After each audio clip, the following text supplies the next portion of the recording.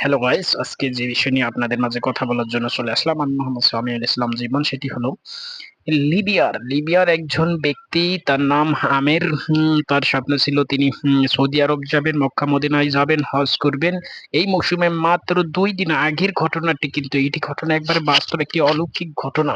সারা বিশ্ব কিন্তু অলরেডি এই ঘটনাটি সাক্ষী হয়েছে।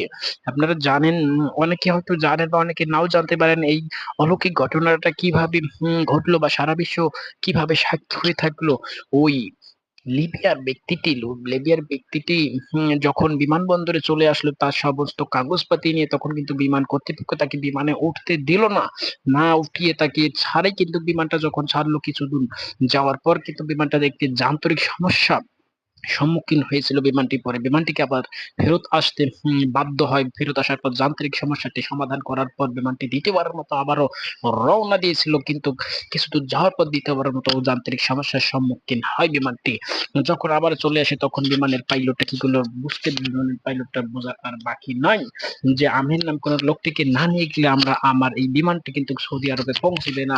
তখন বাধ্য হয়ে কিন্তু পাইলটটি বললো, না, আমি ওই আমিরকে ছাড়া যে হজ যাত্রীটিকে আমরা আগে রেখে গেছি, সেই হজ যাত্রীটিকে ছাড়া কিন্তু আমরা আর উড়ান দিব না।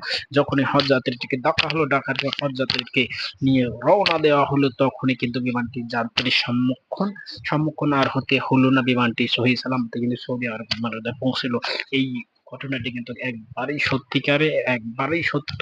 আপনি তথ্য যাচাই বাছাই করতে পারেন, আপনারা দেখেন সারা বিশ্ব এই একটি কিন্তু অলৌকিক ঘটনার সাক্ষী হয়ে গেল। হাই বন্ধু, আপনারা এখন কে কি ভাবতেছেন তাহলে আপনারা বুঝে নেন ওই ব্যক্তিটির মনের মধ্যে সবচেয়ে আল্লাহর ঘর দেখার যে মনের মধ্যে আশা বাসনা ছিল, আল্লাহ কর্তৃক আল্লাহ তাআলা তার মনের আশা বাসা পূরণ করার জন্যই কিন্তু ওই বিমানের যান্ত্রিক কিছু সমস্যা আল্লাহ তাআলা নিজে কুদরতি ভাবে সৃষ্টি করে দিয়েছিল। বন্ধুরা, সবাইকে ধন্যবাদ।